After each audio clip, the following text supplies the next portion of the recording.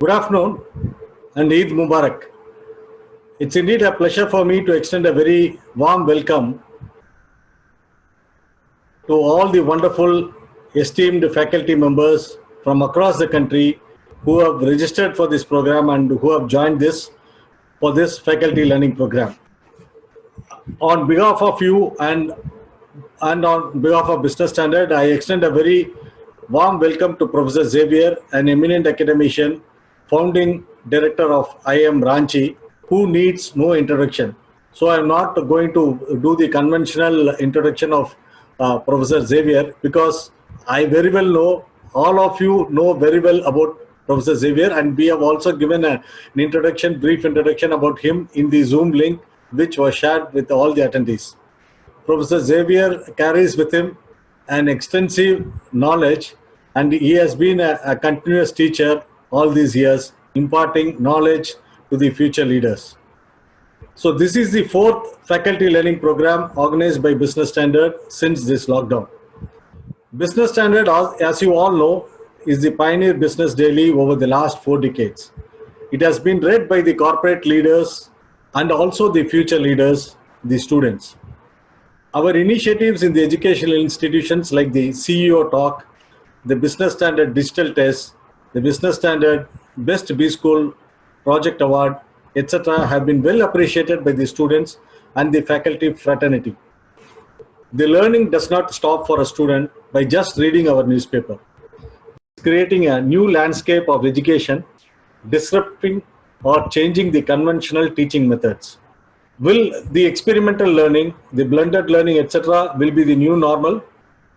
The faculty will move from dispenser of information to coach, motivator, and a facilitator. To throw more light on this change and elaborate on the skills and strategies required for the faculty post-COVID, I hand over the proceedings to Professor Xavier. Thank you, Jairam, and thanks Business Standard for this opportunity to interact with my formal colleagues and friends. And thanks to every one of you, who have registered for this webinar. What an auspicious day to actually have this seminar. So Eid Mubarak to all of you. Let me start off.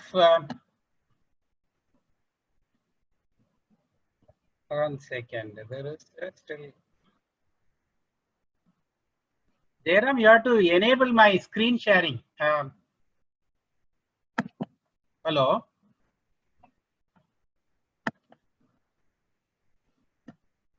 Can you enable my screen sharing? Hello.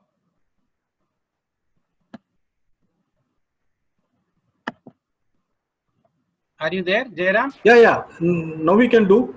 Okay, let me see. Yeah. No, it just says host disabled participant screen sharing. No, but you're a panelist.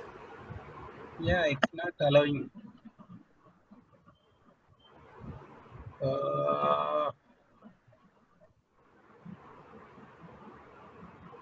Who has the control? I don't know. Wait, 1 minute. Yeah. Now we can do. I'm the host now. Yeah. Okay. Yeah, you can do. Now I can. Yeah. Share.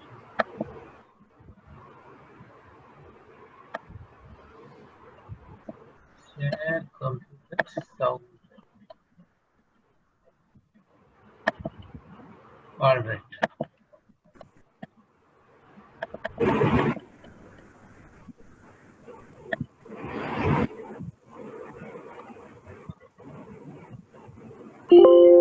All right. So as we planned, I shall quickly take you through a presentation.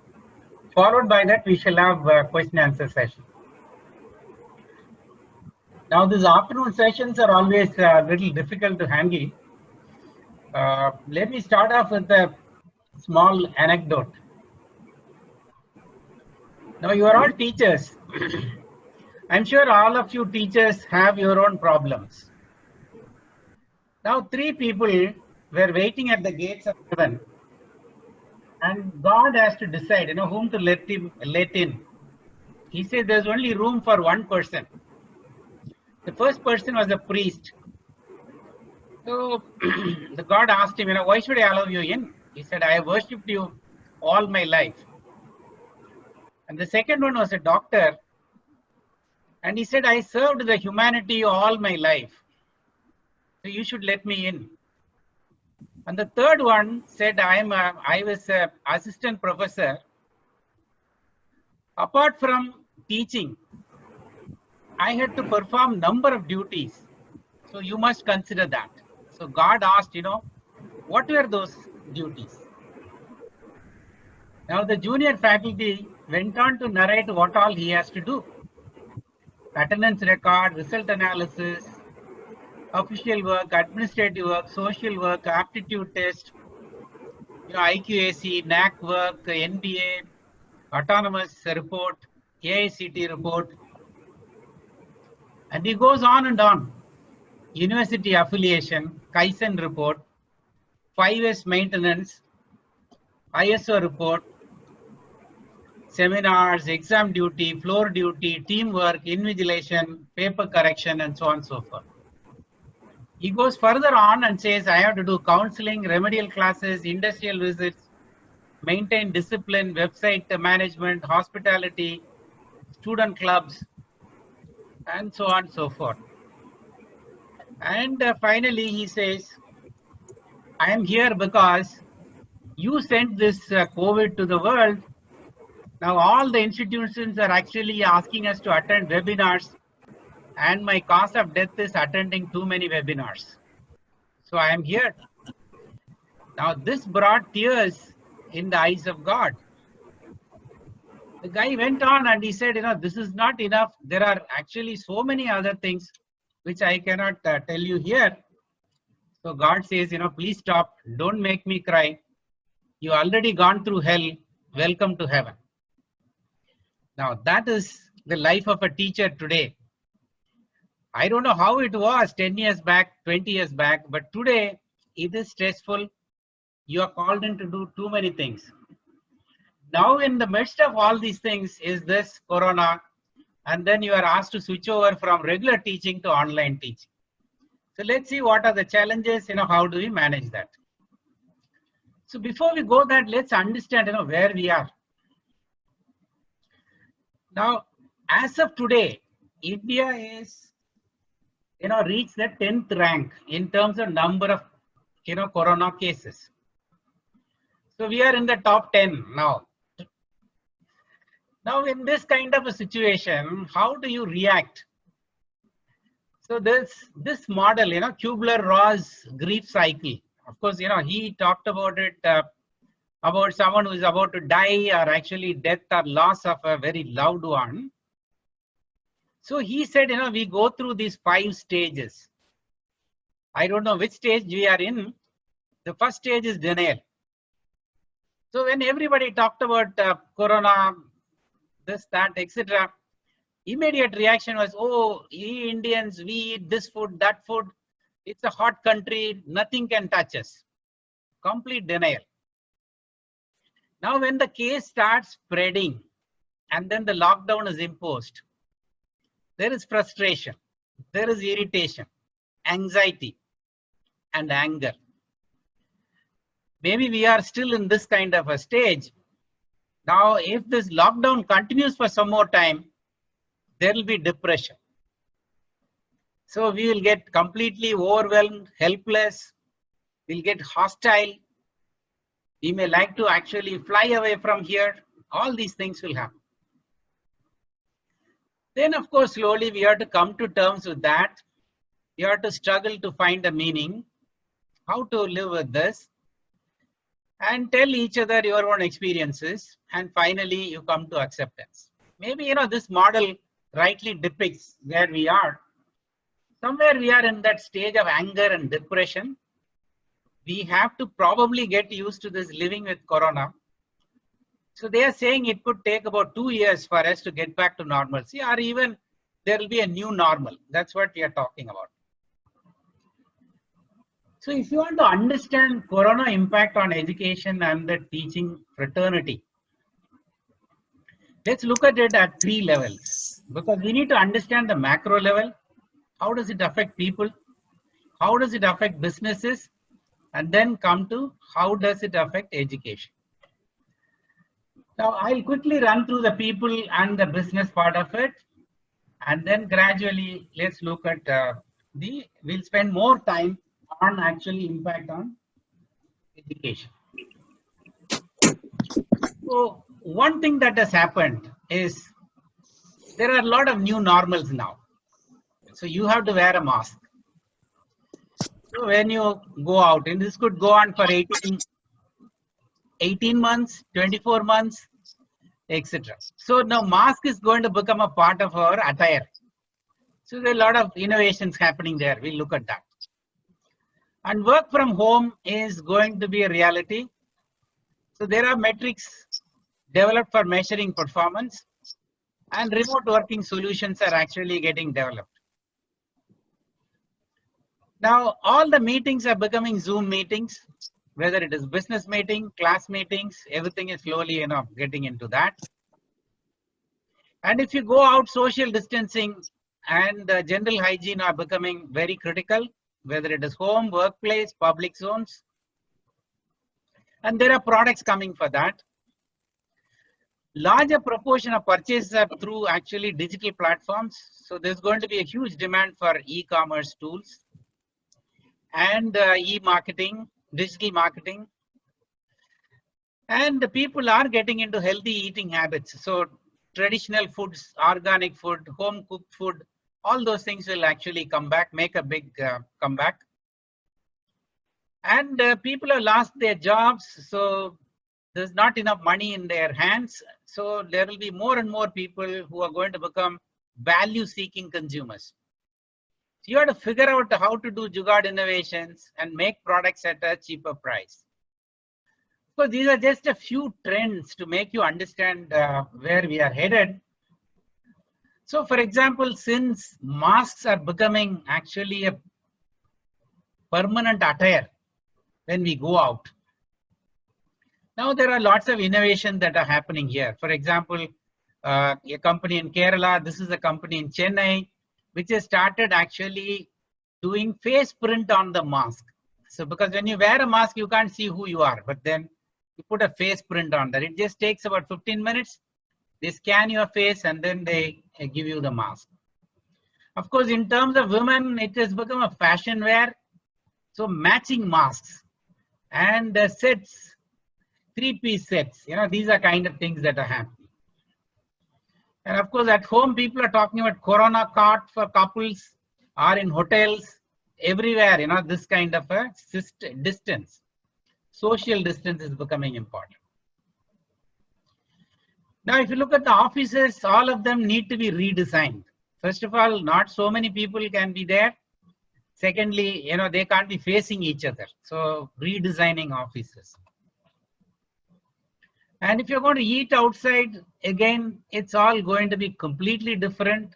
Social distancing has to be maintained. Hygiene, safety, everything is important. Most of the things are turning from physical to virtual. So whether you want to go to a museum, you do a virtual tour. So maybe, even visits to different destinations all are becoming virtual. Now this, parties, political parties, they all actually going digital. Courts are becoming digital. Now the question is, what about education? So we cannot be far behind, and we need to really figure out how to get into that. Let's now look at impact on businesses. Of course, this is not a complete list by all means, just to give you an idea to understand what kind of courses will be in demand and what impact that will have on education. I have given a partial list of industries. So Corona aided industries, whichever it is facilitating growth, is of course AI, data sciences. Because of digitization, this part of it is going to grow. Healthcare, hygiene products are growing. Pharmaceuticals, supply chain logistics will be very critical. Psychological counseling and spirituality, because people are mentally disturbed, there's a huge opportunity there.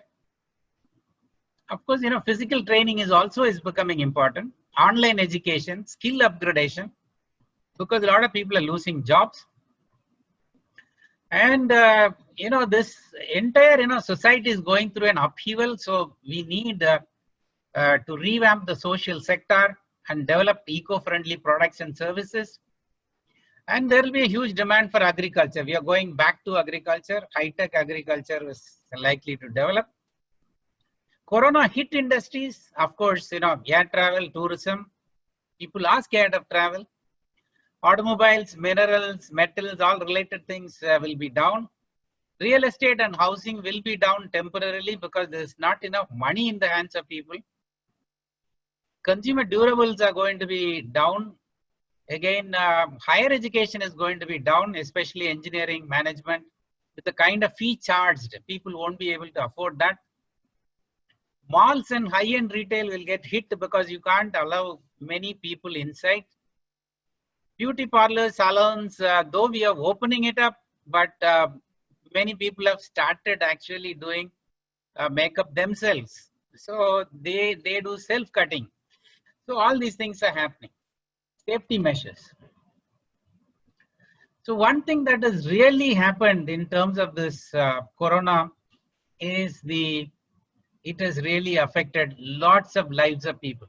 Of course, here is a story of a man who's an MPhil, his wife is an MBA. They turned into laborers. Now, job losses are huge. A lot of people are lost. So, middle class, so the impact of job scenario is that the middle class IT dream remains shattered. See, otherwise, generally, people, wanted to put their children into engineering, study IT, go abroad, earn in dollars. Now the travel, job opportunities abroad, all that is in a jeopardy for at least 2-3 years. And degrees will be less relevant compared to skills. So today, they are not going to go by degrees. There are so many people with degrees. Now the organizations are actually also trying to cut costs. So they will go for someone with a diploma or even not even professionally qualified, as some certificates in Six Sigma and other things, and they may hire them. Salaries will go down for the next 2 years and then probably pick up. Already, we are talking about 30% cut, 40% cut in salary and so on and so forth. Now the working hours will be increased. It has already been increased. Job security will become a thing of the past. And because of all these things, youth in the age group of 20 to 30 have to struggle a lot, because when they lose jobs, now they have to now compete with fresh graduates who are coming out. And it's going to be a tough time for them. 30 plus age group, many of them are losing jobs, and they are going to struggle a lot to find new jobs, and they have to reskill themselves. Now, because of all these things, therefore, the reskilling market will be larger than regular degree programs. Lots and lots of people will require reskilling. Now the question is, what kind of skills will be in demand? So it's arising out of the industries which are going to do well. The kind of courses that will run well. Now this is the relevance to the education sector.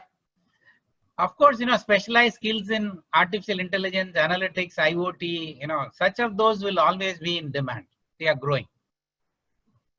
We will see, for example, how it is happening in our daily life, and also is going to happen in our education field. Digital marketing, e-commerce will be in huge demand. So any certification on these areas will help. Courses on user experience, design thinking, digital transformation, all will do well because of technology adoption by companies. And as more people turn online, cyber security will be a hard course. There will be huge demand for that. Health is an issue. We all know the kind of price we are paying for neglecting this, health sector. So Once again, now the demand will pick up for public health, health management, dietitian, nutritionist, pharma, chemical engineering, all will come back. Hybrid courses that combine technology and healthcare, medical electronics will do well. All allied healthcare courses will do well. Related to health is psychological counseling will be in great demand. 1 in 5 in India will need psychological help. Maybe they don't know that, but they are all suffering depression, various kinds of bipolar diseases, disorders, so on and so forth. Dieting and exercise, yoga and meditation, music, all these will do well. People will actually require these things. And courses in agriculture will be a great idea because with reforms in agriculture, the need will go up. MSW will be a good course as opportunities open up in social entrepreneurship. So even MBA should specialize in social entrepreneurship. Supply chain and logistics, because delivery jobs will be plenty because they are low end, but there will be lots of technology coming into this area. There are huge opportunities there. So how do companies cope up with this? They are moving from physical to digital. So transformation of, digital transformation in retail industry. Education is becoming completely transformed. Companies have to reinvent their business. Like for example, from delivering food, they are delivering groceries like Swiggy. Reposition your products. Travel for business is going to go down. Maybe travel for social get-togethers. Even travel for pleasure is going to come down. So airlines will have to think of a different set of customers. Revise the product mix from luxury to economy range. Whether it is cars or even like already Myntra has started offering lots of home wear. People are going to spend a lot more time at home. So formal wear will lose its value. Retarget.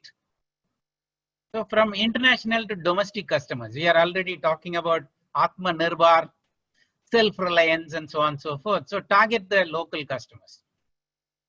Ultimately, the one who will succeed are those who could innovate. Innovate your products, innovate your processes, people management. Of course, the long-term strategy after 3 years, 4 years, hopefully, there will be plethora of opportunities. Hope we don't go the Ethiopia way and completely remain in that kind of a bad shape. But hopefully, we will revive. That's what is predicted in about 2 years. Everything will start looking up. Manufacturing should flourish, shifting of companies from China. So get into manufacturing. Several startups would come up in low-tech to high-tech areas. Whether it is setting up a small roadside chai shop or restaurant, to AI-powered coaching centers and new kind of AI products. If India joins hands with China and Russia, the trade bloc could beat the US. So we don't know what will be the overall strategy of our leaders. Or India could join the US and UK and beat China. So there's also a political alignment that is happening. We don't know. Whichever happens, India will be a kind of a kingmaker. Of course, India can make US big once again, or India can make China the king of the ring. And hopefully the economy will take off from 2023 and would peak by 2028 or so. So these are actually the business related issues, but have implications for education also. Let's come to the main theme of this webinar, impact on education, how it is going to affect us. Now, one of the things that is happening is admissions are hit all over the world. Now, Oxford and LBS open to admission sans GMAT.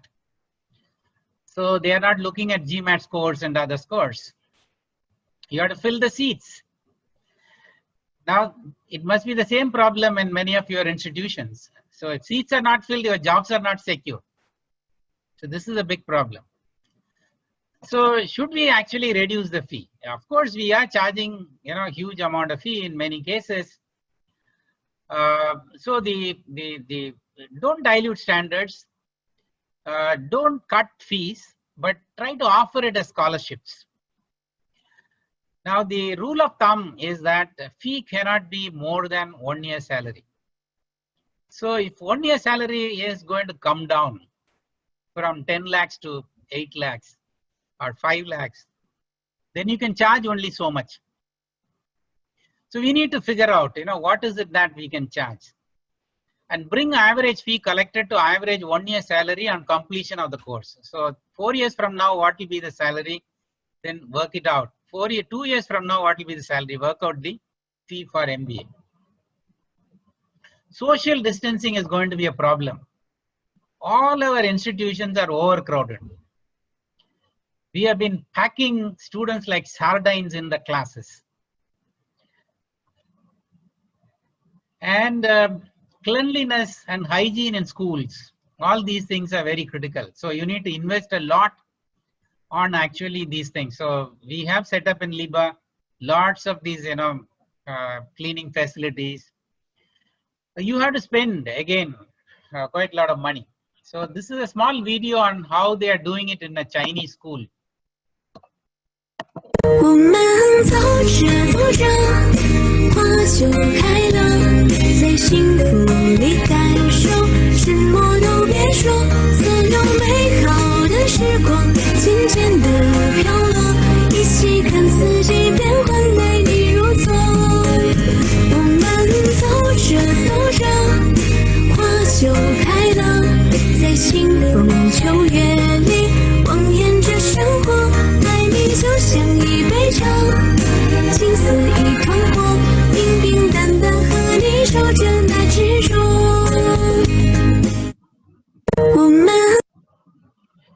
Now, so you have to work out your own social distancing strategies for your organizations, for your educational institutions. So one of the ways to actually do that is to get onto the online bandwagon. So just as corporates have adopted work from home, implement study from home with online classes. So 50% of the students can be at home, 50% could be in your class, or 50% in the hostels attending classes and 50% in the class. So whatever it is, we need to think in terms of reducing that kind of load in the classrooms. And you have to conduct online examinations with proctoring systems. We'll talk about it. AI-enabled proctoring systems are there. Introduce robot teachers who do not get tired, because otherwise, if you're going to do 3 shifts, 4 shifts, our teachers can't do repeatedly. So maybe, you may have to invest and then work on that. Of course, much before all these things started, Indus International School in Bangalore introduced robot teachers. So you can see that the robot is teaching. Of course, still there is a human by the side, but it is becoming more and more efficient. The beauty of the robot teacher is that it doesn't get tired, it doesn't get angry. Ask any number of times the same question, it will answer. And online is going to be there, because now the government of India has decided that it will allow top 100 universities to start online courses by May 30. I don't know whether that's happening or not, but certainly there are lots and lots of universities are going to jump into this. So we had a checkered history, and for a long time, it was regulated by some agency called DEC. Then it went to UGC. Now I don't know which agency is really regulating this online education, but certainly, it will happen. UGC is pitching for the use of SWAYAM courses for the forthcoming semester. So SWAYAM is a free MOOC platform set up by Government of India. I'm sure many of you must be using those courses. So what they're saying is, at least in the forthcoming semester, you have to use SWAYAM courses. And soon universities will be permitted to offer 50% of the courses online. So already they allow 1/6 of the courses to be offered online. Or you have to take SWAYAM MOOC courses. Now they will allow up to 50%. If that happens, a student can spend 2 years at home or in internship during a 4-year undergraduate course. So your student strength inside the campus will come down. So they'll actually come in different batches. Of course, when I talk about online education, I'm sure many of you must be murmuring, oh, it's such a lousy way to teach. There's no interaction. You know, how do we do this? How do we do that? All kinds of doubts must be there in your mind. There are lots of jokes that are going on, like this one. You know, in an online class, if somebody misbehaves, now this guy says, what are you going to do? You will send me home? I am already at home. Like, so now you need to understand, you know, how these online delivery models have to be set up, and how do you prepare, plan, and deliver your online courses. If you understand that, you will realize that online can be as effective as classroom teaching. Now, the model that I have proposed is something where, you know, even 500 students can attend at a time, or even 1,000 students can attend classes at a time. The professor can actually start teach from home, or professor can come to the smart classroom set up inside smart classroom in the college campus, or he could go to the studio set up in the university and then teach from there. So there are multiple options for the teacher. Now, as far as students are concerned, students could actually sit in their hostel and attend, sit in their home and attend. They can be in their office or in their car. They can use any device, anytime, anywhere. Now, the way to manage the crowds and way to actually make it more interactive and responsive to student needs is by, you know, two ways. One, is a study center model, which many IIMs followed. They have the study centers where you can go and attend these classes, where there will be a tutor who will actually, you know, facilitate. So he will answer some of your queries. If the tutor cannot answer, he will relay it to the teacher, and then the teacher will answer. Now, I am suggesting another intermediate layer of actually something like a call center. So if it is a MBA program, the teacher will be a PhD expert in some subject he is teaching from there. And the call center operators will be sitting, you know, for every 40 students, you put one MBA student who will answer the queries. So as and when queries are raised, they will immediately answer you, type the reply back. You can also call the tutor, and then you know who is your tutor, and then you will get your answer. Now, if the difficult question comes, they will relay it to the teacher. So teacher will get only the question that cannot be answered, and that will be answered by the teacher. Okay, this is the kind of a model which I am proposing. In terms of actual teaching, one of the things you have to remember, irrespective of whether it is online teaching or face-to-face teaching, is that all students are not the same. Students can be classified into three types: visual, auditory, and kinesthetic learners. Now, the visual learners are the ones who learn best by seeing. Auditory learners learn best by hearing. Kinesthetic learners are those who learn best by doing. So there are actually inventories available. If you go to the internet, you can ask them to take the, you know, this test, and then you can classify them. By and large, you will find that people born before 1980 are all auditory learners. The older people, for example, we all belong to the Harikatha age. We are used to listening to stories. So we can sit for hours together and then learn. So lecture method will work for them. But people born after 1980 and before 2000, this is when the television came, all the boom, everything happened. So these generations, they are visual learners. So you have to give them more of visual things, you know, PowerPoint, videos. Think of, you know, as much of visual things that you can do as possible. Now the kinesthetic learners, by and large, many of them are from the, you know, post 2000 generation, which is what we are dealing with. Now these kids cannot actually concentrate on a lecture for more than 5 minutes. They'll switch off. So you have to give activities. You have to work with them. So in order to do that, your online class has to be something very different. So the model that I have devised is something like this. So divide the entire teaching into pre-class, in-class, and post-class. So whatever you're going to teach, 50% of that or even more, you record as videos and then make it available as a pre-class material. Use the class only for case discussion, debates, solving problems, doing exercises, and so on and so forth. And in the pre-class material, they have to view recorded lectures. I'll tell you, how to make recorded lectures. It's not a rocket science. Of course, if you have a studio in your college, you can go and record there. Otherwise, using PPT itself, you can make your videos.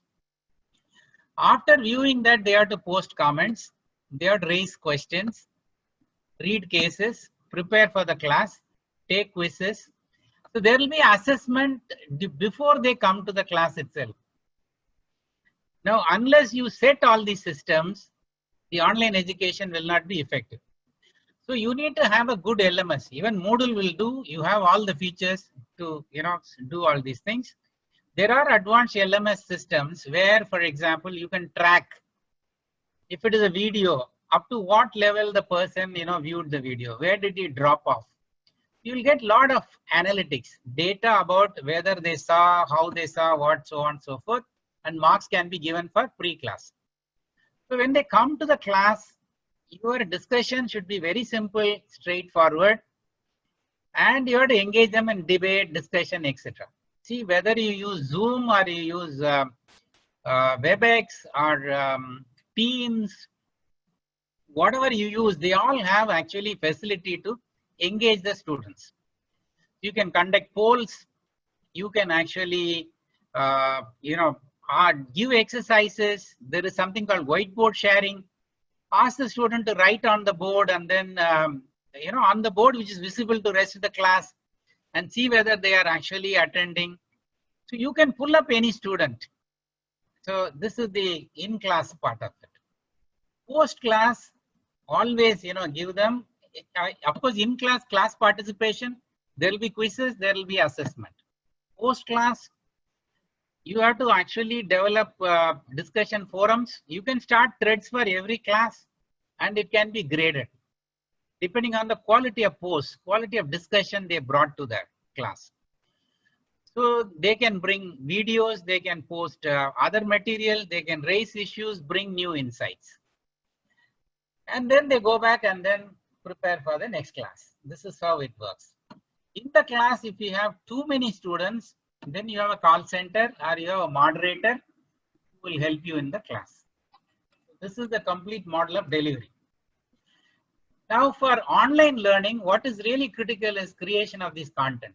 The content which is actually videos with inbuilt quizzes and games and activities, which is what is needed. For that, there is something called authoring tools. Lectora is one of the very popular tool. You can use that and do that.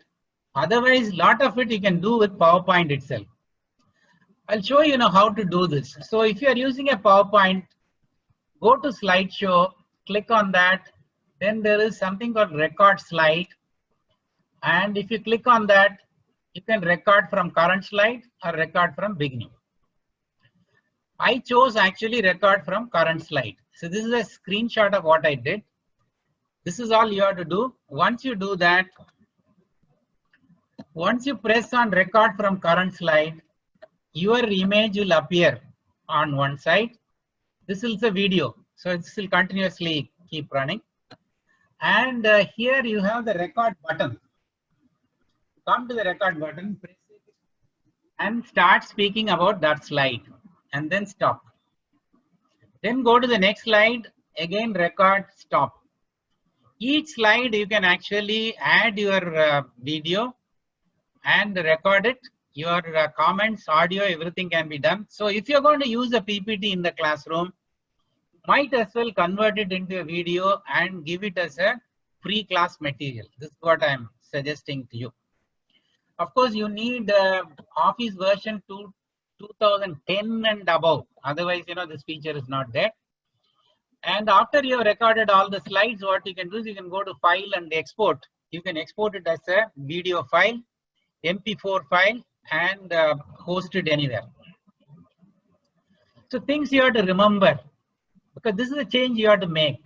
all of us have to actually get into this online mode of teaching. So if you are not using LMS, get used to using your LMS, whatever LMS you have. If you don't have, pressurize your institution to immediately install at least Moodle Stream. Customize it and start using that.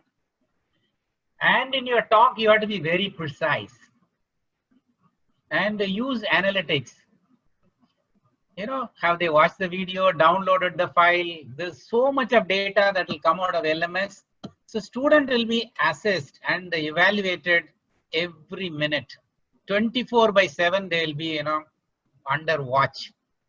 So this will become a lot more effective than, for example, your regular class itself. Conduct polls and do periodic summary. So after a section is over, you say that this is what we have done. Say, for example, if I have to summarize, I'll have to say that India has come in the top 10 of the corona affected cases. And so we have to look at its impact on people. And people are actually losing jobs. This is happening, that's happening. And from there we came to, for example, if that is the case, what should actually the educational industry do? So we talked about social distancing, then we are talking about going digital, and we are talking about, for example, how to make classrooms very effective. So keep on repeating, till they are bored to death. The reason why you have to do this periodic summary is some people will switch off.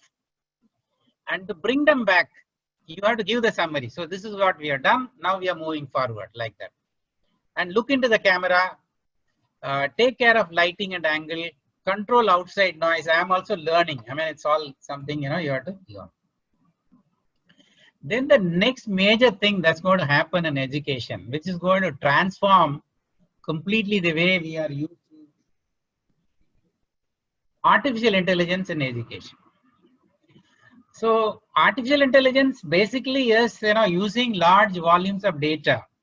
The machine learns about the data. It's able to recognize faces. It's able to understand the emotions.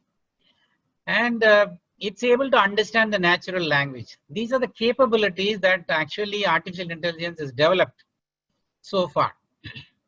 Now using that, for example, this is a Chinese classroom. See how they have done it. They have introduced cameras which actually monitor every student and then gives feedback to the teacher. It will tell whether you are attentive, you are sleeping, you are this, that, everything.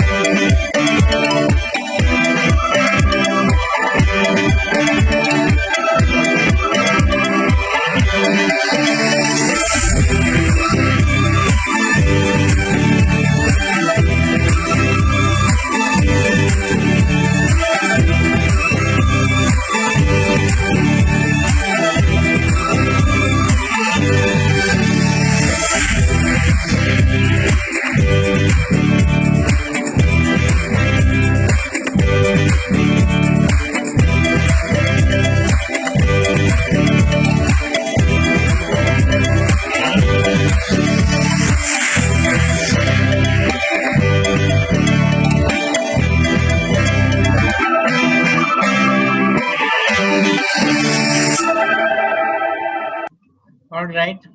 So there are going to be lots and lots of AI applications. Like, for example, attendance taking. It's a big chore. So all of us waste a lot of time, doing that. And of course, some of the institutions, after the students get placed, my God, it's such a big task. Fellows will give attendance from one door and then escape from another door, proxy attendance, all kinds of tricks they'll play. Of course, some institutions have installed RFID devices. There also they can bring others' card. They make all kinds of malpractices. But with the AI-enabled system, with the kind of a camera that is there in this Chinese classroom, you will find that it will be constantly monitoring the student. And the attendance is taken from the time you enter until you leave. And if you're there for the entire class, you get 100% attendance. If you came late, or if you are actually left early, or in between you went out to the toilet, whatever it is, to that extent, the attendance percentage is discounted. So you get 70% attendance, 68% attendance, and so on and so forth, even for every single class. And these systems are already available, with vendors in India. So class participation marking. For example, there, once again, using the kind of a system you saw in the Chinese classroom, it will monitor every student. So if you are sleeping, so you will get 0 marks for class participation. If you're not attentive, you get 0 marks, right? So it basically monitors, for example, your entire activity. How active, what was your facial expression, all these things are used to mark class participation marks. So, in IIMs, when I used to teach at IIM Bangalore, we used to have a big chart, 120 students, all their photographs are fixed on a chart. And then I have to look at who is active, and then I'll start marking, on this chart here. So it's all actually now child's play. It will all be maintained by artificial intelligence enabled systems. Proctoring of online examinations. So what is happening is that when you write examinations, these AI enabled proctoring systems, they take actually short videos of the student from the other side using his own camera, and then that is sent to the proctoring system. That will constantly analyze, for example, whether it is the person, the genuine student who is sitting there and writing. Second thing is whether there is any background noise to find out whether somebody is helping him, or for that matter, whether he is referring to some book, something, trying to copy bits and other things. Everything will be monitored by this proctoring system. Any suspicious activity will lead to suspension of the student. So these are already available, and it costs about 700 or 600 rupees per examination license fee. Otherwise, you can go for an annual license of 2000 rupees, so you can conduct any number of examinations for a student. Now, paper correction is another thing which is the most treacherous job for us all. Now, there are vendors who are selling artificial intelligence enabled paper correction solutions. I am not talking about the, what do you call the multiple choice questions, objective type questions. No. All other types, your descriptive type of questions. So here, for example, in a descriptive choice question, the teacher has to prepare a rubric. The rubric will actually have the basic, your guidelines as to how to evaluate each of the answers. So once you set it up, the artificial intelligence system will see whether those points are there and then award marks for the answer. So paper correction gets automated. Chatbots for doubt clearing. So, a teacher, for example, will get fed up if there are too many questions asked. Whereas if you have a chatbot, then it will do doubt clearing of students any number of times, any number of questions you ask, and so on and so forth. So chatbots will get introduced into all the educational systems. You can think of robo teachers. Now these robo teachers will actually work based on artificial intelligence systems. Precision teaching. So every student according to his need. So that's the other thing which is coming up. And AI can also do authoring of books and academic articles. So they can collate and then gather from different sources. So once you give the basic, framework, it will actually work out the entire book or article, other materials. So AI is going to get into education in a very big way. Of course, precision learning is simply all about like your precision medicine. So giving medicine to individuals based on his, level of sugar. So diabetic treatment is precision treatment. Precision agriculture, each crop is treated independently. So learning will become personalized and customized. So future will belong to those who develop platforms for customized, personalized, individualized course offerings using artificial intelligence. So here, for example, in asynchronous learning mode, where students learn on their own, in those kind of scenarios, you could use this precision learning and then offer courses at a pace as liked by the individual students. So there is a app available called Metacog, which does IIT joint entrance examination coaching. It doesn't give the same set of questions to everyone registered. It allows, for example, to automatically kind of direct questions which are really useful, needed for the student based on his aptitude, and then allow him to develop his entire skills for taking the joint entrance examination. Same way in future, you can have an MBA completely customized to the individual. So each one will actually do different courses and modules. For that, you need to modularize and then have, for example, each student, take one small module here, one module there. So it will offer tremendous flexibility for the students. And in future, for example, the education is going to become more like a hop-on, hop-off model. What I mean by that is, like a tourist just gets onto the bus and then gets down at a tourist destination and then spends some time, again gets onto the bus, goes to another destination. The education also is going to become like that. So you'll study for some time and get out, need not necessarily take a degree, but you will actually go to some other course and then study, earn some credits, and then go to work, come back. So this kind of on and off studying method will become popular. Degrees will be less relevant in the future as compared to credits. Students will earn credits throughout their life by hopping on to education whenever they need and hopping off to employment from time to time. This is what will happen. To make this possible, vertical and horizontal linkages have to be made across colleges and courses with the use of technology. So this is where actually modularization and other things will not happen. Ultimately, it will lead to Uberization of education, with clusters of institutions offering programs rather than individual colleges and universities offering degrees. Now, this model is going to actually come into education in a big way. To understand that, look at, for example, what was there in today's paper. JioMart. Reliance has set up what is called the JioMart. Now, JioMart basically doesn't have any stores, but it uses all the Kirana stores. Local Kirana stores are actually aggregated, and Reliance is able to really, develop, is working on an app, and they are able to empower these kind of local Kiranas. So it's like your, OYO model or your other, hotel model, where you attach different institutions and form a cluster.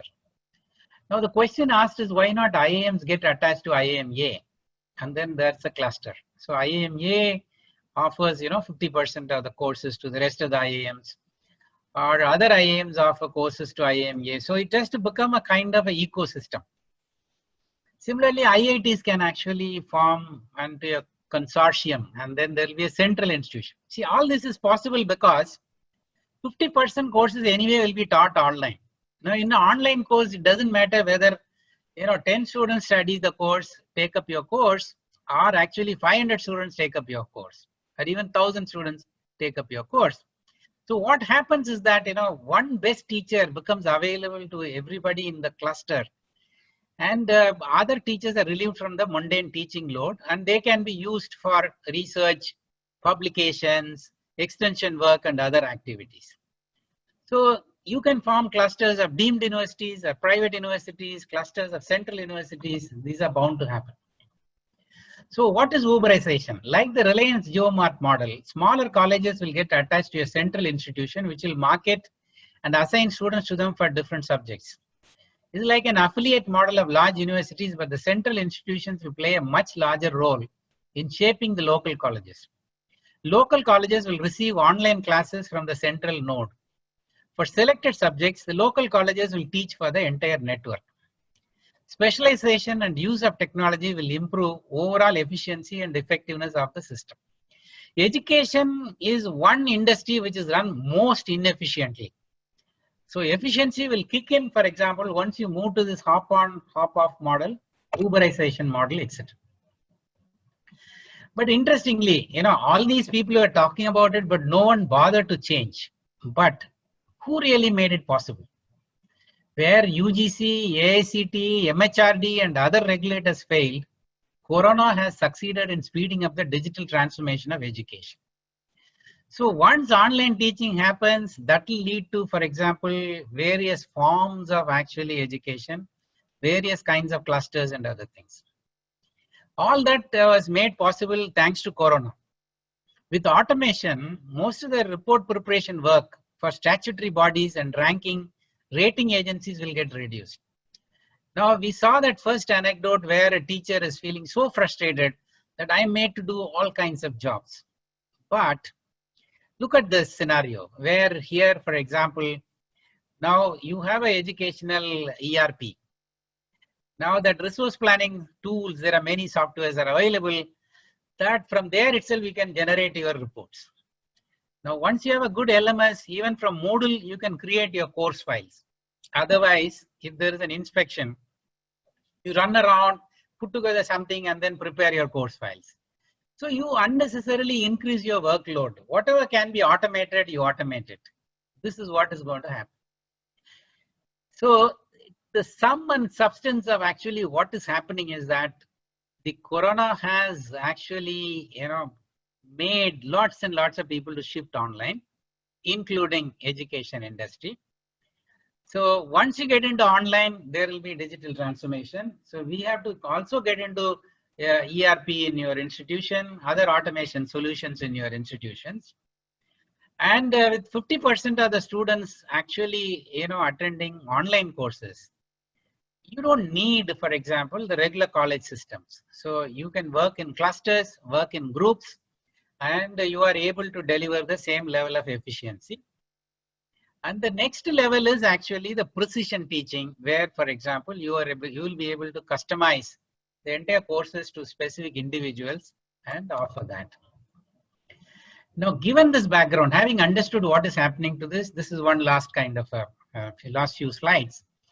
What do you have to do? As a teacher, what you do is get used to technology. Authoring tools, virtual classroom tools, LMS tools, EDRP, all these things, you have to get used to this. And get certified online teacher training courses. Because it's one thing to know, for example, how to do online teaching. It's other thing to also have a certification. So there's going to be lots and lots of courses available now, online teaching courses. Genuinely learn how to use LMS, how to use online classroom, virtual classroom, how to use, for example, your authoring tools, how to use a proctoring tool, how to conduct exams on online. So all these are things you have to learn. Of course, how to design your course for online itself is a big thing, and you have to learn the entire portfolio. And don't be a jack of all trades. You focus on 3 or 4 courses and be the best in them. So stay within that. Now, if you're a junior faculty, you will be forced to do this, forced to do courses which nobody else wants to do. Now, that is not a very good thing to do, because it is going to spoil, it's going to ruin the career of a young faculty, and also it is going to ruin your institution. Don't do that. Give them their best courses and allow them to develop in those 3 or 4 courses. This is an appeal to all the HODs, deans, directors. Please do that. And at least one of those courses should be absolutely unique. So develop something which is, you are known for that. Only you can teach. Doing business in China. Either you can go like that, specialized into countries and other things, or you become very specialized, marketing in Madurai rural area. That's a good course. Who knows everything about Madurai rural area, and then or Agra rural area, whatever it is. You become a specialist in that regional kind of a thing, and keep one such course ready for you. Create your own content and continuously update them. Please, this is extremely important. Even if you are doing it from a book, read it, internalize it, and use it from your, take it out from your own words. And your PPTs, your videos, everything, actually you try to customize it as your own. There will be copyright issues, there will be all kinds of problems when you are putting any of these books online. they'll ask for royalty. But for the even otherwise, I think you will be recognized as a guru, a teacher, only if you have your own content. Get comfortable with skill training, executive education, extension programs. So this is where the money is. If tomorrow, for example, some reason your college is closed or your university is closed, I mean, there's going to be huge opportunities with these training institutes. Many of them are running it, or you can start one and then get into that. Ultimately, create your own brand. If you are a Me Too product, you will get killed. There's no opportunity for you. All right. So these are some of the prescriptions by me. So please take it from me, because as a person who has been in this industry for over 30, 35 years, I can tell you this is what works. It is not necessarily the corona that has really made these things important. Even otherwise, the successful people always would have practiced these things. And finally, the question to each one of you is, what type of person you are? Because as the saying goes, there are only 3 types of people. There are people who make things happen, there are those who watch things happen, and those who wonder what happened. Are you going to make things happen in your institution and become actually the thought leader in actually going for digital transformation? Or you're going to watch things happen. Let somebody do this. If nothing else, if I cannot escape, I will also do it.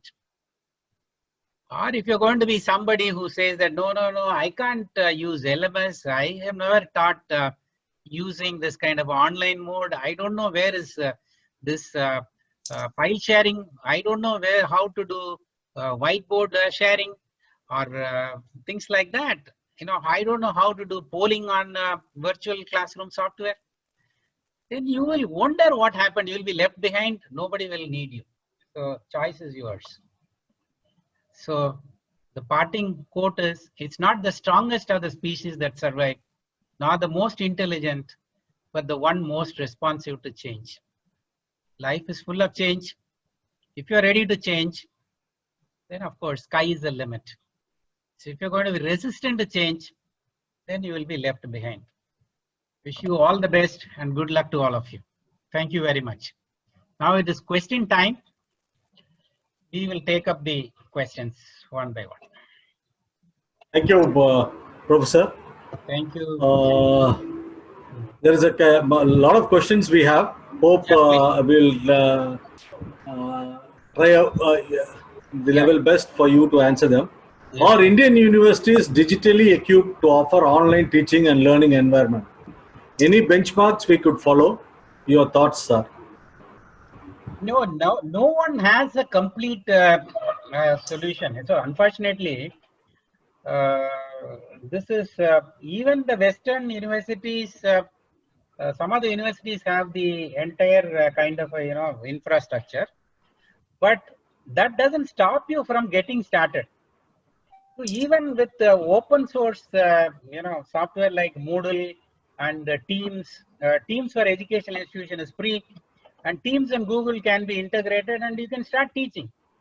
I showed you, all of you use PowerPoint, and using PowerPoint you can make your content. So videos can be made. So this is only a lame excuse to say that infrastructure is not there. Infrastructure will come. Once you start doing it, then you know what is the best infrastructure to buy. There are, for example, solutions made in India itself, available very, very low price. This is called a blended learning solution, which can be installed in your classrooms, and also it can be carried on your laptop. It doesn't cost much. 2-3 lakhs per classroom, you can have a solution, or even less. And using that, you will be able to teach from anywhere. You can teach from the class, which will get broadcast to hostels and homes. You can teach from, for example, office or home, anywhere. Of course, if you have money, you can set up a studio. You can set up, for example, studio itself, for example, you can set up for 5 lakhs. You can set up for 50 lakhs. You can set up for even 5 crores. Like a TV studio, you can set up everything. But why do you need that infrastructure? 5 lakhs is good enough. But even without that, you can do it with just your laptop and a free software like Teams. You can use Hangouts and do that. So infrastructure is not a bottleneck, but last mile connectivity could be a problem because there are students still accessing through their smartphones in the rural areas. And for them, for example, you know, this if you look a good, like Zoom and all, it optimizes the last mile kind of delivery. So the video will get the bandwidth adjusted, the size of the video, the clarity, so that, you know, it doesn't buffer at the last mile. But otherwise, I don't see infrastructure as a big problem. So what is the minimum number of hours of online education is acceptable in a student point of view, as colleges plan for the usual 9 a.m. to 4 p.m. schedule? This is from Dr. Anis Ahmed. See, this is see, you cannot sit in front of a screen for more than 2 hours. See, that's you get fatigue. But you can always do 1.5 hours in the morning, 1.5 hours in the evening. You can increase a little bit.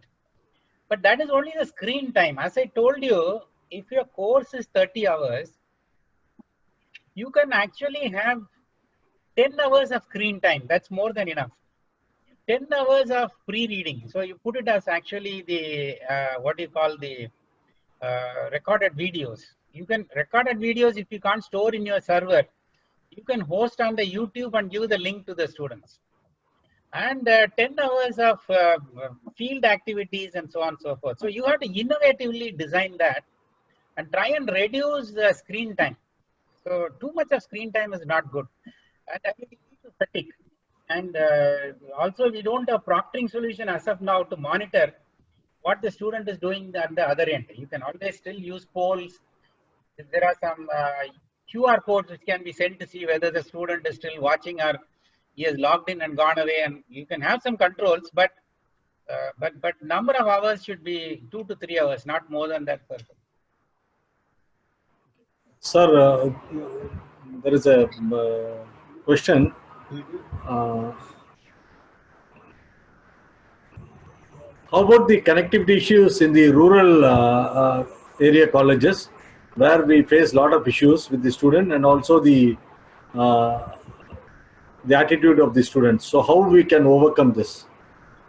No, attitude is not an issue. See, today a rural student also uses smartphones, and maybe they are using a very cheap phone and may not have memory. There could be other issues, but they are as tech savvy as any urban student, number one. So don't ever have that idea. They are able to text messages. They are able to send, you know, in fact, file sharing. They share movies. They are ahead in terms of actually their knowledge of use of mobile phones. Maybe, you know, I'm talking about southern states. There are maybe some states in India which are still backward. Rural areas haven't reached, the smartphones haven't reached the rural areas. Particularly Tamil Nadu, if you see, for example, the government gives laptops to every 12th student. So already, you know, they have internet connection, they have laptops, so they can easily adapt to e-learning. That's not an issue. By the time they come to college, it's not a problem at all. But infrastructure in the college is concerned, there will be issues. There are a lot of issues, but that is where attended this program should become a thought leader. You go back and then you know, I have a program on this coming up soon, so you attend that. You go back, download Moodle, download you know, your Teams, and then start doing it yourself. Okay. Infrastructure for that, and you have to introduce that in the rural area. Sir, your audio is breaking. Yeah, you can introduce that in the rural areas. It's not a big deal because you can. As I told you, you can work with you know, these free tools and get started. That is number one. And number two is the students are no way inferior. I mean, you have to start with an assumption that they are as good as or better than us. And that is the second point. The third point is You don't need very big infrastructure. You can use YouTube to host your videos. You can use freewares to, get started. So infrastructure is not a problem. Mindset is the problem. We need thought leaders. So somebody should be a thought leader and should take up the issue and then start it in their colleges. So this is there is a question from Dr. Purna Suri.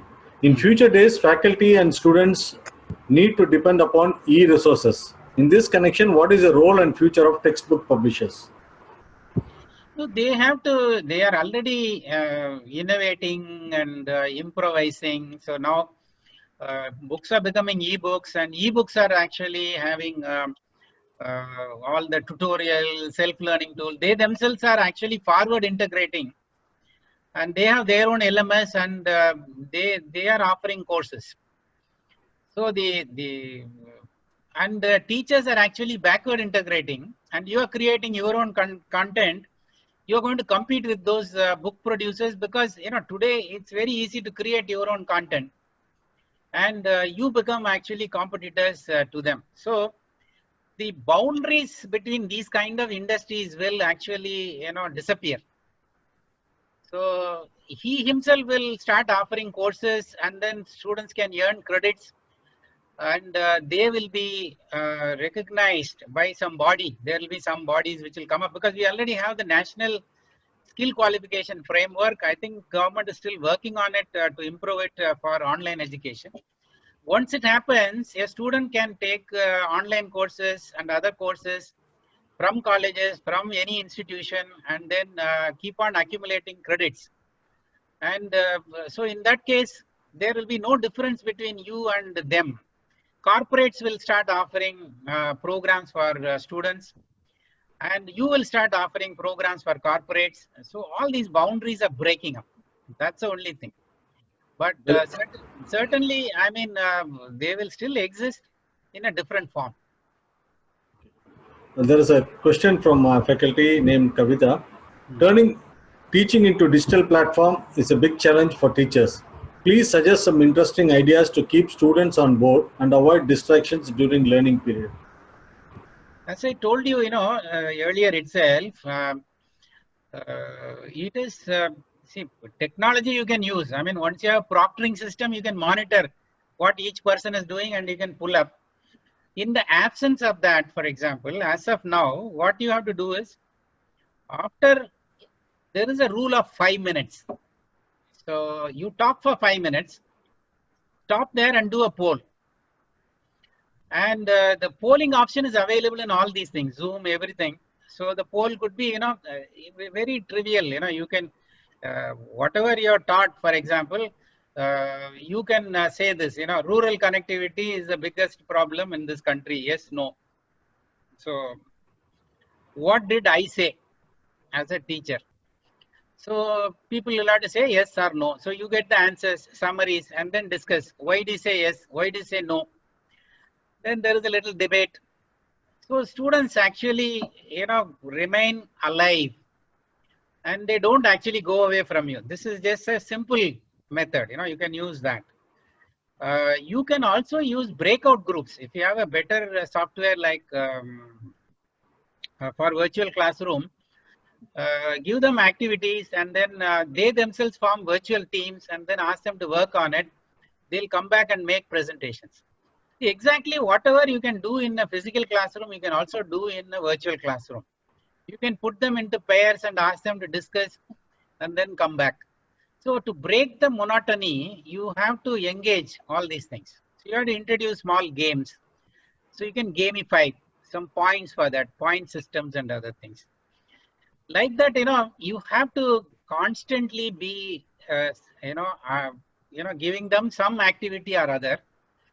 And more importantly, as a teacher, you have to understand this psychology of remote teaching. You have to have a lot more empathy, and you have to understand the student and then talk from their angle. Then it will work. So it comes by practice. Gradually, we all have to move to that kind of a thing. It is only those who are able to do good online teaching will be able to survive in the long run. So whether you like it or not, we have to learn to do online teaching. Thank you. There is another.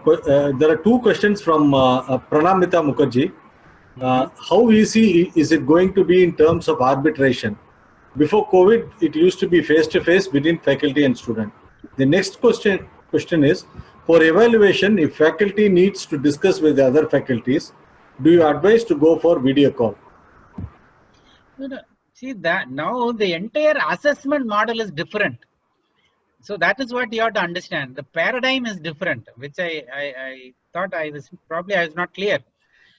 In old method, you have a final examination and then you assessed.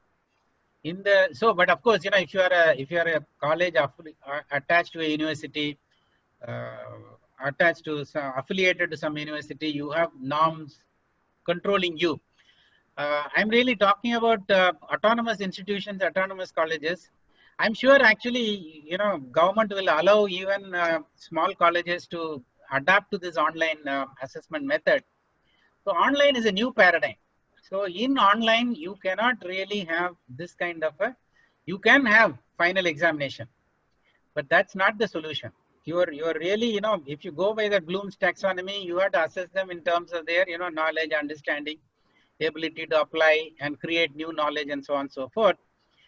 So it has to be a continuous assessment. So every class, you will be assessed for maybe 40, 50 marks. Overall, for example, a student will be assessed for 1,500 marks. And so there will be no dispute in this kind of a assessment because it is then and there you are assessing the person. So the assessment is also most of the time it's objective. Say for example, if you have taken looked at the video and then you take a quiz. If you understood, you get full marks. If you are not understood, you get fail. If you fail, you have to watch the video again. So like that, there will be pre-class assessment. In class, there will be quizzes. Post-class, post-class there could be arbitration. For example, there are discussion forums. So the points you raise, how long the thread goes. There will be marks for actually starting a new thread or posting some interesting content. So the teacher has to actually read through and then give marks. So student could have an issue, but then there is also provision for you to explain why you are doing that. All assignments are graded and then for the assignments you have to give clear explanation as to why this assignment is, you have got so much marks. So the problem is you have to create rubrics. For every assignment you have to have a rubric. So for this assignment, for this point, if you are given this, you get 5 points. If you are given this, you get only 4. You are not given this, only 0. Like that, you have to divide. A rubric will have 20 different dimensions. On each dimension, what is expected. If this is there, you get that. Now, based on that, you assess. Then what happens is that nobody can dispute that. There should not be any arbitration issue. But if there is an arbitration, of course, arbitration will happen in the beginning when you don't know how to use rubrics, when there are problems. But once you are trained in using rubrics, you will become an expert in answering those queries. As a teacher, you should be able to handle that. That's a Western model. But if it goes for arbitration, then it is up to the management. Then they have to form a committee. But how will they go for arbitration? Because the modern LMS, learning management systems, that will monitor student progress right from the beginning. And then it will give feedback to the student, at the end of even 1 week, it will give feedback to the student that you are weak in concepts. You are actually concentrating in class assignments, but not pre-class readings, you are weak. Like that, it will start giving feedback. You yourself can take and give feedback like that. Now, once you give that kind of a feedback, now there is no question of finally failing and then going for arbitration. Arbitration has to happen then and there. First week itself, it has to happen. Now, same way, for example, feedback about the teacher will be taken in every class. The teacher will be assessed on a 5-point scale before the student logs out. Now, if that is done, you know where you are. You know what is your actually score vis-a-vis rest of the teachers in the college. And you have to improve. For example, consistently for 4 or 5 classes, if the teacher gets a rating of below 3 on a 5-point scale, then you know that there is something wrong. So the management will change the teacher, or you have to change the way you are teaching, and you have to improve. So what is happening? It's all metrics driven. The assessments are metrics driven. Assessments are more objective. There will be very, very little subjectivity in that. So I don't see much of a chance for arbitration. I suppose it's clear to you. Dr. Bhavani from Bangalore has a question. Most state-owned universities are totally unprepared for the online classes. Correct. As an affiliate college, how do you overcome? Even though as an institution, we are prepared with the requisite infrastructure. Now, see, you may not be prepared, but the problem is ultimately, it is like that story where, it's if you can cross this small pool full of crocodiles, you will get so much money. So one fellow jumps in and then crosses, comes to the other side, and everybody is appreciating him, clapping for him. And then that fellow says, who pushed me in? Now Corona has pushed you in, man. I mean, what are you going to do? Jump in, swim with the crocodiles, swim with the sharks. There's no choice. See, whether you are state-owned or you are actually central university. Of course, the bigger universities have funds, but I'm saying that even a state university, you as a teacher will have to take initiative. Management may not understand, but you have to do this. And anyway, UGC is telling everybody to use SWAYAM courses. So if you're going to use SWAYAM courses, as teachers, you yourself enroll in a SWAYAM course and see, for example, how it is taught. Then automatically you will know how to do it. And there is no choice. I mean, this is my humble kind of a request to all the faculty, that whether you are in state university or in actually a rural area, whatever may be, there's no excuse. You have been pushed into that. Now there are crocodiles, you have to swim and swim it and then get across. And it doesn't cost money. I'm telling you, to get started, it doesn't cost money. But to excel and be the best of the solution, to give the best of the learning experience, you need good software, you need good platforms, you need to give the students good devices. But you have no choice. I mean, that's my simple concern. Professor Dr. Delina has a question. Thank you for the ideas on starting polls, posting threads, starting discussions, etc. To get good student engagement in online education, can you please suggest ways to increase the student engagement while teaching problem papers like quantitative techniques for managers, operation management, and the like through online mode? I teach, for example, business statistics. It's not at all difficult. So you have to give them activities. That's a basic approach. See, for example, my first class, I normally send out a small survey questionnaire. So the questionnaire will simply say that, take out your purse and fill out the number of coins you have. So there is a data that comes to me. I take the data and then analyze and show them. For example, what is the frequency distribution? What is the mean? What is the median? What is the mode? And so on and so forth. Then I go to the next issue. I say that the coins are minted in 4 mints: Calcutta, Hyderabad, Mumbai, and one other place. The coins minted in these places, each one has a different symbol in the coin. Some will have a small dot. Some will have a diamond. Not have anything. So based on that, I'll ask them to identify how many of your coins are minted in Hyderabad, how many of your coins are minted in Mumbai, how many of coins are minted in Calcutta Mint, and so on and so forth. Now they get their own frequency distribution. Now using that, I get into cross tabulations and then I explain to them, how the data looks and so on and so forth. Now similarly, for example, while teaching, sample size, etc., it's so easy. See, you have to engage them. That's a basic thing. And for that, you have to prepare. You have to have your questionnaires, games, activities, everything ready. There are so many online games available. Then play those online games. So online games for permutation combination is there. online games on probabilities are there. Ask them to play that and then find out who got it right. So these are the kind of engagement, like for example, sample size calculation. Now I don't straight away teach them sample size calculation. I simply ask them to, like for example, India is a country with a population of 130 crore people. Now you are doing an opinion poll. What is the sample size needed to predict which party will win? So it is, you know, they will come up with numbers. So all those numbers are actually collected. Then you put them in virtual groups, ask them to come up with another number, you know, collect those numbers. Now then you ask them to, you know, search the net and find out different opinion polls. What is the sample size they have used? See, the point is quantitative methods, or any subject for that matter, you have to allow them to discover. Now, if you think you are teaching, then you will fail.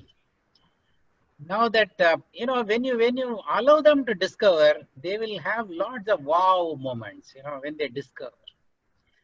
How many wow moments you have created in your class? That's what actually is the success of your teaching. For that, you have to build activities, lots and lots of activities. So classroom activities may be of certain type, but online activities are certain type.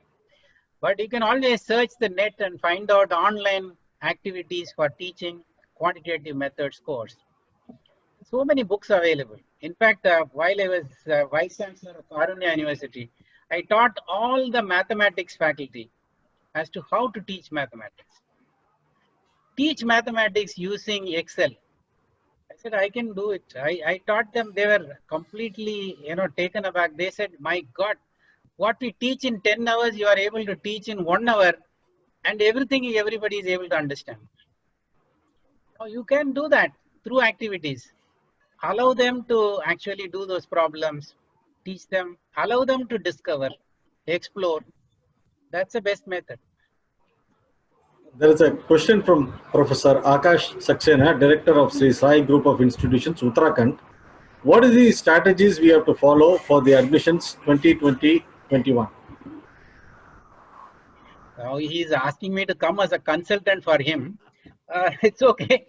2021, I don't know what courses you offer, but be prepared to scale down if you don't get enough numbers. Because a lot of parents have lost their jobs. A lot of parents have got into pay cuts. So there's not enough money for them to pay. So one of the things you have to announce is that scholarships up to 100%. So something like that you announce. Once you do that, there will be more interest in your college. So your fee remains the same, but the 50% of the students will get scholarships. So there will be more good people coming in, people with good scores will come in. So this is one way to attract. And the other aspect is, of course, if you are not using digital marketing, get into digital marketing, you have to do that. Third thing is, think in terms of changing your course mix. So don't just offer these regular degree programs, but also get into some of the applied certificate programs. So offer them along with regular courses, offer them independently, and give more emphasis on that. Of course, Uttarakhand being what it is, there are job opportunities limited, there are many issues there, but then offer locally relevant kind of, courses. Identify, what will sell. Of course, now even tourism is a problem. I don't know what can be done, but it has to be, we have to brainstorm, see what additional courses we can do. Scholarship is one good idea. Reduce the fee, right? Go for digital marketing. Father Rex Angelo, SJ of Andhra Laila College has a question. Online educational tools are quite efficient in delivery, but are very expensive. At present, our governments, both central and state, are gradually withdrawing from investing on education. Do you think such online teaching programs involving costly electronic gadgets will be financially viable in those states where the governments are struggling to maintain single teacher schools? Yeah, this is a chicken and egg story. See, I mean, government. mm, I told in the presentation itself had a checkered history. So right from the first 5-year plan, government has been investing on education, but then in case of a problem, the first budget to be cut is the education budget, and not enough money has been pumped in. So all the government institutions, aided institutions, they are all in trouble because of this lack of resources. But then, I mean, the good ones, the government hasn't stopped you from starting self-financed courses. So I'm sure even Andhra, St. Joseph's, right? I mean, you must be having your self-financed courses. Andhra Layola. I'm sure it has a lot of self-financed evening courses, self-financed courses. So that is giving money. So we have to definitely become self-reliant. And government, of course, see now the problem with all the governments is that they talk a lot, but they don't do anything. But some investment they have done strategically. So NKN, National Knowledge Network, which linked all the institutions, connecting universities, they have net and all that. They have invested some amount of money in terms of that. SWAYAM is a good move. NPTEL is a good investment. But they have not done investment in individual colleges. See, when I was director of IIM Ranchi, MHRD offered 50 lakhs per classroom to make them smart classrooms. So some of the IIMs, IITs took advantage of that. And then the idea was that when a class happens in one of the IIMs, the students in other IIMs could attend from their own places. So the 50 lakhs that time was a good money. Now you don't need 50 lakhs, even with 20 lakhs, you can make a fantastic smart classroom. So so government is spending on certain type of institutions, but not on every kind of institution. But as I told you, I mean, it's gradually we have to build. So no need to have everything to start with. If you want a high quality education to be delivered, you need a high class studio, best of the equipment, best of the edit suits, all those things are needed. But then a lot of it can be outsourced, and you keep the bare minimum. You concentrate on teaching and go for a self-finance mode, so that you start courses which are in demand, get money from that and use that to run these courses, and gradually build the infrastructure. I think that's the way to go. So in future also, the government is bankrupt. I don't see any money coming for education in the near future. A question from Dr. Sandeep Kumar. There are big challenge of multinational companies and Indian industries to sustain and retain. What will be the role of educational institutions to provide job to students in this crisis period? No, the job entire profile is going to change. As I told you now, if you are doing traditional kind of courses, if you do mechanical engineering and then come out mechanically, you won't get jobs. So that's a problem. As such, they are going into IT, but IT is also not going to hire. So you have to, those who are already doing these kind of courses should think in terms of getting into some courses on medical electronics or mechatronics, something like that, and then diversify. That's the only success route. And so you have to rethink your courses. So close down many of your regular courses, or keep less number of students in those courses, and then start courses that are really needed for this post-COVID era. So maybe certificate courses on analytics, blockchain, or health-related courses, things like that will sell. So whatever will sell, you get into that. Already, see, even before this COVID, there are many institutions which have started courses on BTech in artificial intelligence. That's a good move. But the problem is they don't have good teachers to teach. The quality of teaching is bad. Then obviously, they won't find employment. They won't be able to also come up with new products that can be commercialized. So you have to invest on that. And then when you start courses, get the best people, get the equipment, and then start. Then it will work. There are two questions. Yeah, there are two questions related to AI. Dr. Shasmita Nayak wanted to know how to maximize knowledge of AI implementation in teaching. Similarly, Professor Dr. Tracy George is asking, if we don't have AI-based proctoring system, what is the other ways of conducting exams online? Yeah, see, no, you don't need a AI-based system. Even there are simpler systems which will take snapshots of the student from time to time, and that will come to a control room.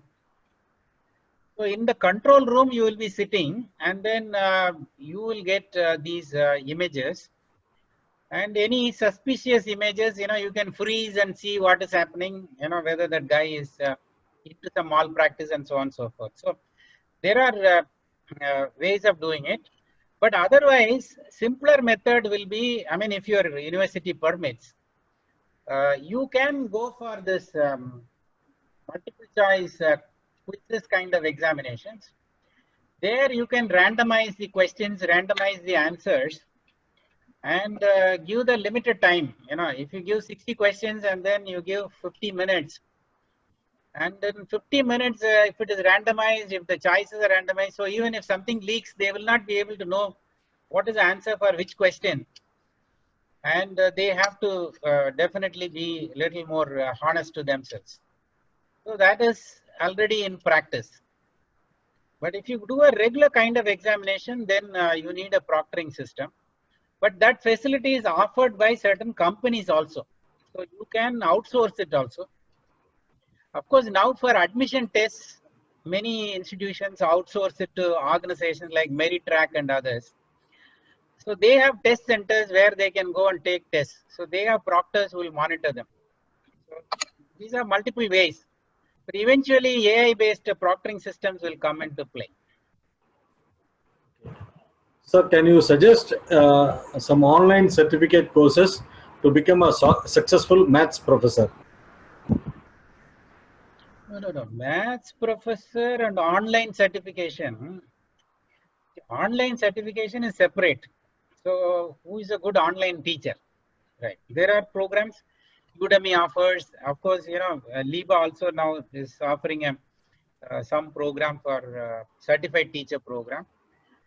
So certified teacher is one aspect of it. Other side, you are asking how to teach mathematics using that. So this is the dichotomy. So when you go to online teaching, the best is to really look at, for example, the online mathematics courses available through Coursera, edX, Khan Academy, and others. So they are available for free. Only if you want a certification, you have to pay for it. So you should really look at that. Then you will realize that they actually modularize everything. And at least, if you see the MIT courses or actually Coursera courses, they integrate MATLAB into teaching mathematics. So the students actually solve problems on MATLAB or Excel and then learn mathematics. Whereas the old timers, the old type of teachers, they will come to the board and they will try to, derive formulas, solve problems. Such a method of teaching will not work. So you can't do it online either. So you have to become a lot more conversant with MATLABs and then use it online and take applied engineering problems and teach if you are in an engineering college. So if you are teaching management students, take managerial problems and then solve. So a teacher who teaches mathematics in these kind of institutions should be both specialist in their subject and also should have domain knowledge, whether it is engineering, management, or whatever they are teaching. Sir, there are questions from 3 faculty, but more or less it's all the same. They're asking what are the limitations in the e-classes and how to address the students who are slow learners, and what is the best way to make students listen to our presentation when they are distracted by so many other factors like social networks. And what is the teacher's self-efficacy or self-motivation? What are the measures you can suggest? Too many questions in one question. So, first of all, this question of efficacy, is not an issue in online teaching. Okay, you have to get teacher effectiveness is there. At the same time, the learner motivation is there, but that is true of any teaching. You see, what is unique about online then? So the online teaching is a new paradigm. There is a difference. So you have to get used to those methodologies.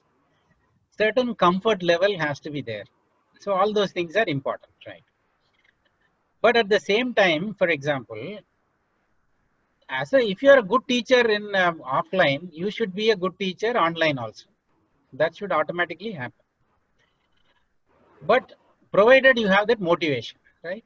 So I don't see this as a big issue. Right? As far as engaging students, that part of it, we have discussed enough. So they are distracted. They are not interested in this course. So how will they learn? How do I know they are learning? So that is where you have to understand the basics of online teaching. Basics of online teaching is continuous assessment, continuous activities, and that's the way actually you engage the students. Now, if you don't do any of those things, if you don't have continuous assessment, then if you are trying to repeat exactly what you do offline classrooms, in online class also, so you just go and teach. I have 5 units to cover, so 5 units I have completed, and at the end of it I keep one examination. Then that will not work. So you have to basically understand that online teaching is different. So to arouse the interest of the students, you have to have lots of activities. Pick up a lot of activities, and you yourself should be motivated, and you have to get trained. You have to learn how to teach, and automatically it will become effective. Okay, right? Okay.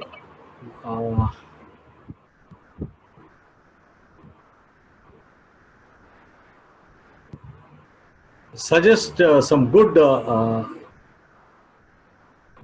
certification courses for teachers to enhance our skills. I have. No, we will do it offline. I don't want to promote some. Okay. That will be selling. Okay. Then somebody will say, I've taken money from somewhere to. Okay. I don't want to do that. Yeah. There is a question from Professor Guruswamy. What must be the ideal composition between online teaching and face-taught learning? Is it worthwhile having online tests for traditional programs? Yes. Everything will become blended learning. So that's what I'm saying. I mean, you don't see, before all these things, there was a term called flipped classroom. See, the idea of a flipped classroom is to take your lectures as videos to pre-reading, pre-class material, and then the classroom is used for discussion and activities. That is how it was planned. Now obviously that's also online teaching. Some amount of teaching is done offloaded to this thing. And in regular teaching or online teaching also, there are 2 types. You have synchronous learning and then asynchronous learning. In the synchronous, for example, the class schedule is there. Exactly, the student has to come sit in your online class. In the asynchronous learning, like in the MOOC platform, There are videos, there are games, there are activities. The student does it at his own pace. So what we are suggesting is you make a combination of all these things. So in your regular class itself, you can build in some amount of asynchronous learning. You can build in some amount of online learning and some amount of face-to-face learning. Now, what is optimal, what will work, etc. That varies from subject to subject, situation to situation. But my feeling is that eventually the blended learning model will stay, and that will be the kind of a best form of learning. Dr. Anitha Kumari has a question. Whether this online teaching method will be temporary or permanent mode, do you think this shifting of teaching to online will create impact on opportunity of teachers or decrease job security? No, see this is the doubt most of the people have. So many of them, when they said 21 days lockdown, the corona will be gone. That's what most of us believed. And at that time, maybe, this was going to be a temporary thing. So few webinars here, there, conducted online tests. But now it looks very clear that it's going to stay on for at least 2 years or even more. Now, if that happens, then it has to become a new normal. So that is for sure. So unless some breakthrough, some miracle happens and corona dies down, this is not going to happen. Even if corona goes away, this is a much more efficient way of doing things. So you better actually learn to do things in that way, So I think, like for example, most of the IT companies now, they have realized that it is a lot more cost effective to get the people to work from home. In some sense, when they work from home, it is 24/7. Productivity is high. They are available all the time. And there are metrics and methods to measure your productivity. Now they are saying even after corona is gone, 70% of the workforce will work from home. So it will become a new normal. So this is not going to go away. So please invest your time in learning what is this online education. With regard to actually quality of education, quality of learning and other things, my feeling is that it will only become better. I mean, as of now, with the kind of limited resources, we may not be able to deliver very effective, efficient kind of teaching. But slowly what will happen is that people will learn to teach better. Infrastructure will come in place. And this method of teaching will become much better than the regular method of teaching. And corporates will start hiring people only with online education, not even face-to-face education. So such things can happen because there are better. So that method of assessment, that method of control is better. So which is what is bound to happen. Even now, with my limited interactions with corporates, many of them say that they are not bothered because we are planning to launch a business analytics course on an online mode. And our advisory board, all top people in this field, they said that we don't care whether they are from regular program or a distance or online program. As long as they know, for example, their tools and techniques of business analytics. So I think, the knowledge and skills imparted is more important than, for example, your idea of, the traditional degrees. Because as I told, degrees will become less relevant and the skills will become more important. So what skills you bring to table is what corporates look at. So you may have a fantastic degree from a top institution, but if you don't have the requisite skills, you will be thrown out. Dr. Pungodi Krishnasamy has a question. In future, if all the physical classrooms change to e-classes, won't it encourage the rural village parents to think of admitting their children in distance education where they don't get network connectivity issues? No, see, the way it is, the rural issue, the government, the way they are thinking is that, they are going to make education available in regional languages. Now, immediately, I think many of us will say that, oh my God, if he doesn't know English, he cannot make it big in life. should he not study in English or things like that? But it's not like that. And also, we think of education as something as a stepping stone that takes you to, jobs in multinational companies and then takes you abroad and so on and so forth. It's not like that. You need people educated, good enough to do regional development. And they have to learn something, that is necessary for their own regional area. Education should not take them away from their soil. So the government thinking now is to convert all these, materials which they have made in NPTEL, your SWAYAM and other things. They are going to, dub it in regional languages. And they say they are going to make it available free.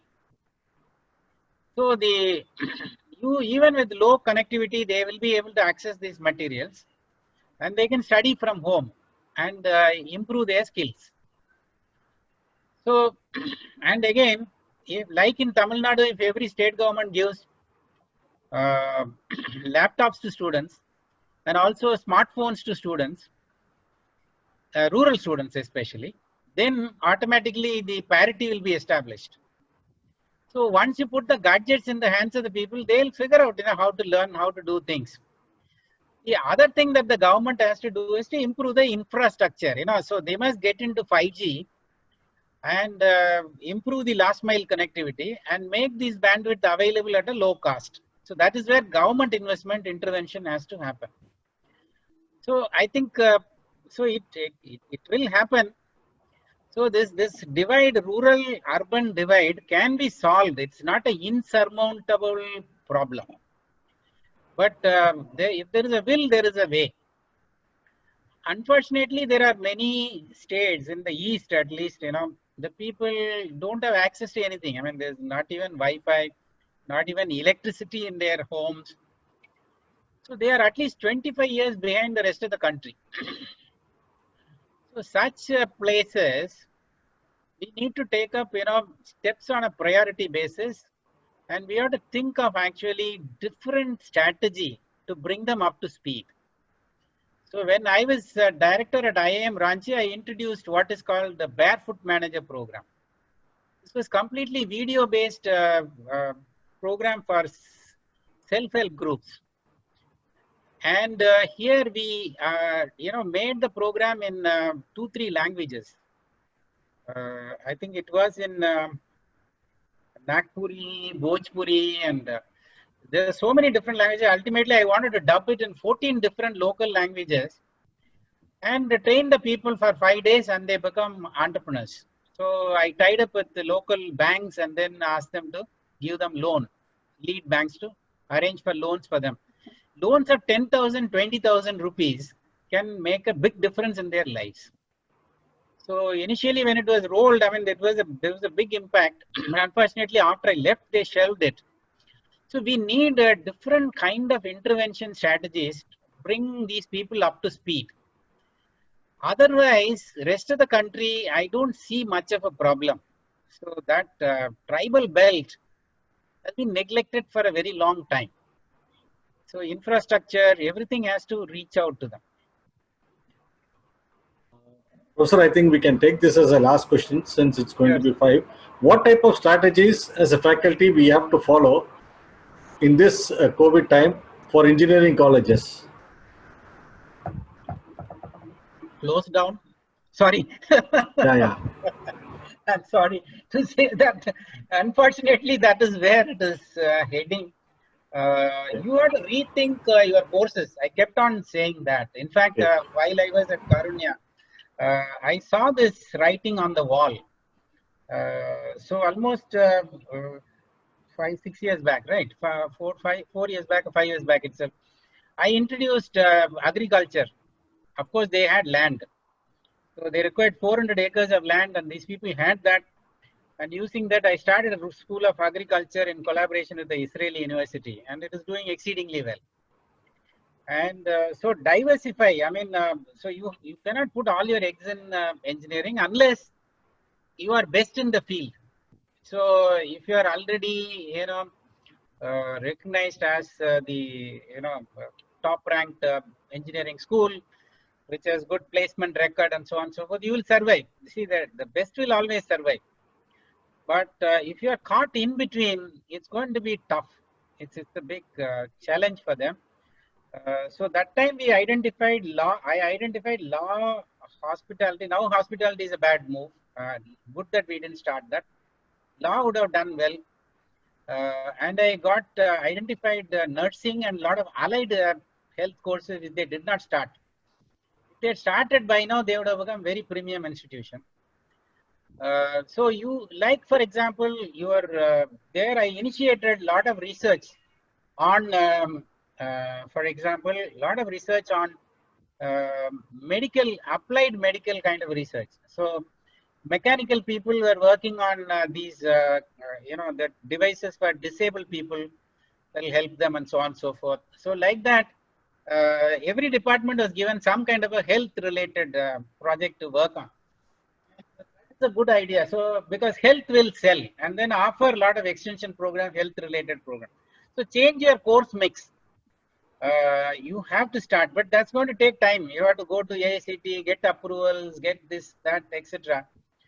Now, if you cannot actually sustain up to that point of time till all that is done, it's going to be difficult. If you are already, if you're not thought about it 3 years, 5 years back, it's going to be a tough game. But if you want to one-to-one advice, you have to talk to me privately. I can answer. Okay, Professor. We have few more questions. Maybe if you permit, we can share with you, and maybe at a later point of time, we can respond to them by email. Huh? Yes, sure, okay. Sure. So once again, I thank Professor Xavier for his wonderful insights and all the esteemed faculty from Pan India for their wonderful time in listening to this wonderful, enlightening lecture of Professor Xavier. So thank you all. Thank you once again. Eid Mubarak. Eid Mubarak. Thank you very much. Yeah. Thank you.